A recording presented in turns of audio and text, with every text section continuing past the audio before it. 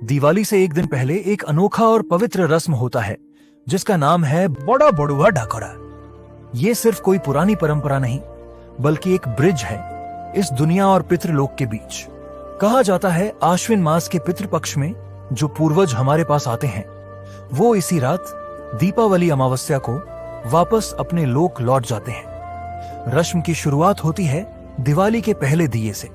उसके बाद हाथ में लिया जाता है कौरिया काठी, झूठ की सुखाई हुई लकड़ी के टुकड़े।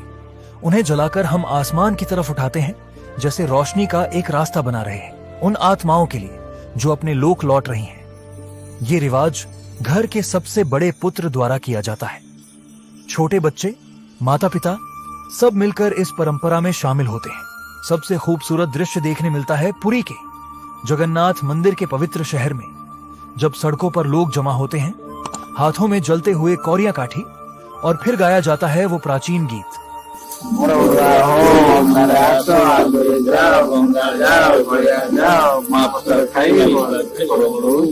इस गीत का अर्थ है, ओ मेरे पूर्वजों, अंधेरे में आओ और रोशनी में जाओ, पुरी धाम जाओ, जगन्नाथ जी के चरणों में मुक्ति पाओ। 22 सीढ़ियों से होकर गंगा, गया और काशी तक पहुंचो।